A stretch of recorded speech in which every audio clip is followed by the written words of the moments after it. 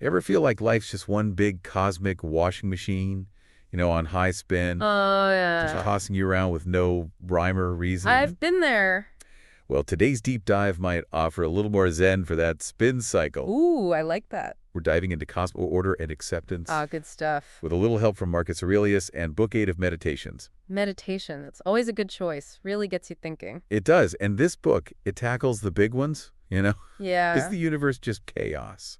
Or is there some kind of Big plan? questions for sure. And if there is a plan, how do we make peace with it when things get rough? Especially when things get rough. And Yeah. you know what's cool about his book? What's that? It uses these really down-to-earth analogies Oh, to nice. explain these complex ideas, I like that. Like what? like comparing the universe to a well-organized mess, Okay, I can see that.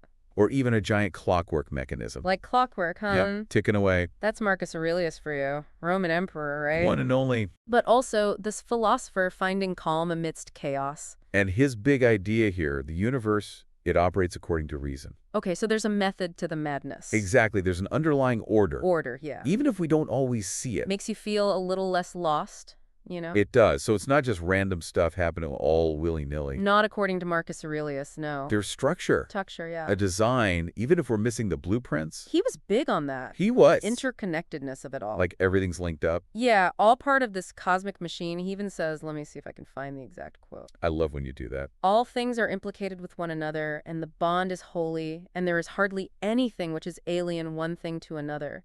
For things have been set in coordination, combined to form the same universe. Wow. He puts it so beautifully. He does.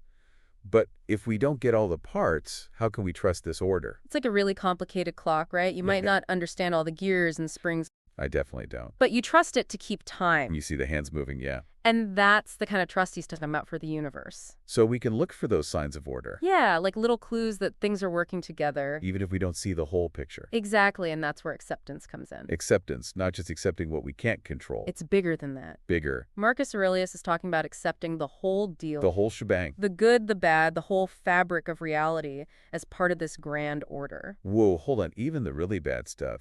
That's part of the plan. It's not about saying you shouldn't feel sad or angry. Okay. It's about going beyond those initial reactions. So like looking deeper. Trying to understand how even the tough stuff fits into the bigger picture. Instead of just reacting, we try to see the bigger picture. Exactly. How does that actually help, though? Think of it like a game. Any game. Okay. There are rules, right? Right. Some you might not like, might seem unfair, even.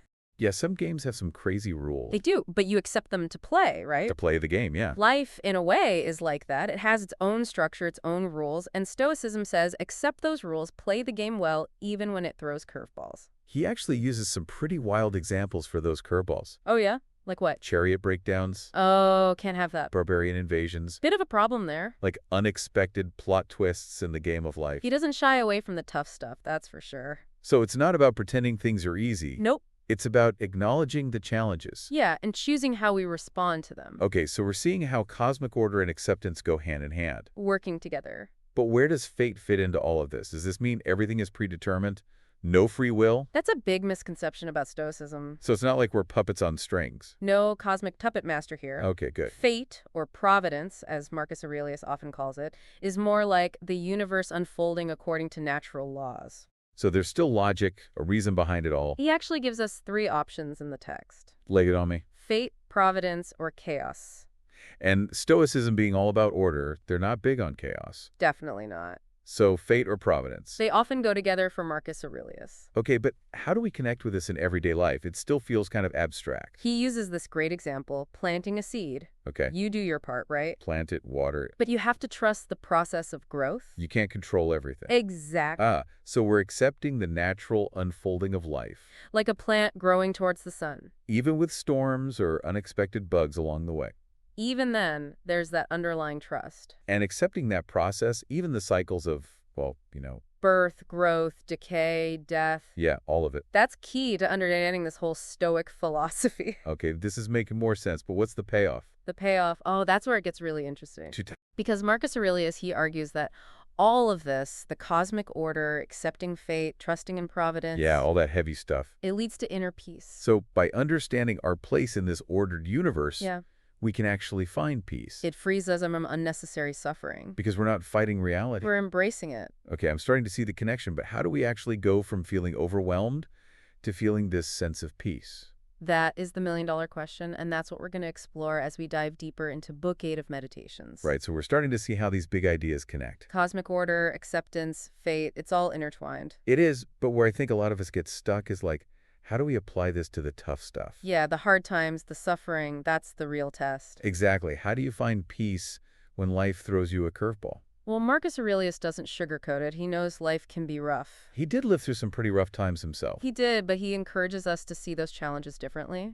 So not just pretending everything's fine. No, not at all. More like trying to see the bigger picture even when things are hard. Exactly. It's about shifting our perspective. But how does that actually work? Let's say you're dealing with a serious illness, or you lose someone you love. Or even just a strung of bad luck, yeah. How do you go from feeling overwhelmed to finding peace in all of this? Marcus Aurelius, he talks about focusing on the present moment. Okay, so instead of dwelling on the past or worrying about the future, We stay present. but how does that help with those big emotions, the grief, the fear? It's about recognizing that we can't change what's already happened, and we can't control what might happen. The only thing we have power over is right now. Exactly. This present moment. So we focus on what we can control. Our actions, our reactions, our choices. Doesn't that take a lot of discipline, though? It does. It's a practice. Not just a one-time thing. It's a lifelong pursuit, really. So, like, we're always working towards this understanding. Always growing, always learning. Even Marcus Aurelius, the emperor, he struggled with this stuff. Oh yeah, he was human, just like us. Makes him seem more relatable somehow. He was wrestling with the same big questions we all face. And meditations is like his personal journal. Trying to figure it all out. Okay, so we're accepting the good and the bad, focusing on the present, and remembering that even the greats had their struggles. It's a journey, not a destination. But there's still this question nagging at me. If we accept everything, doesn't that make us passive? Ah, that's a good question, and it's a common misunderstanding about Stoicism. Like it's about giving up. No, not at all. So acceptance doesn't equal apathy. Acceptance is about recognizing what we can and cannot control. And focusing our energy on what we can change. Exactly. Choosing our battles wisely. So we accept what we can't change, but we take action on what we can. That's where living in accordance with nature comes in. Okay, remind me about that again. It's about understanding our role in the grand scheme of things, And trying to fulfill that role the best we can. even if we don't fully understand what that role is. So instead of fighting against the universe, We try to work with it find our place in the cosmic order. and act accordingly. Okay, I'm starting to see the nuance here. It's not about passivity, It's about focused action. aligning our actions with our understanding of the universe. And that brings us to, well, a pretty profound idea. Go on. Even what we see as negative experiences can actually contribute to the good of the whole. That's a tough one to wrap our heads around. So you're saying even suffering, even the things that cause us pain, could be part of a good plan. It's not about saying that everything that happens is good in a traditional sense. Okay, so not good in the sense of like happy and pleasant. Right, but good in the sense that it serves a purpose. A purpose within this larger cosmic order. Exactly. It can teach us lessons, make us stronger, more resilient. So it's like those experiences help us grow, even though they hurt. Like a tough workout. Makes you sore, but ultimately stronger. I like that. It's all about perspective. Instead of seeing those tough times as purely bad. We can see them as opportunities for growth. Okay, I'm starting to see how this shift in thinking can lead to peace. It's a powerful shift. But it's a big one. How do we actually make that shift? It takes practice, conscious effort. So we choose to see things through this lens of cosmic order and acceptance. Even when it's hard, We remind ourselves that there's a bigger plan at play. even if we don't understand it fully. It's like building that trust muscle. Yes, a muscle that helps us see beyond the immediate pain. Connect with that bigger sense of purpose. And like any muscle, it takes time and effort to develop. But the rewards are worth it. Definitely worth it. Okay, I think I'm getting this, but it's definitely a lot to process. We've covered a lot of ground. Cosmic order, acceptance, fate, reframing negative experiences. It's a lot to digest. It is. It's a lot to take in. Maybe we need a moment to let all of this sink in. Little pause for reflection. I feel like my brain's done a marathon. It's a lot to take in, all these big ideas. Cosmic order, acceptance leading to peace, even when things are tough.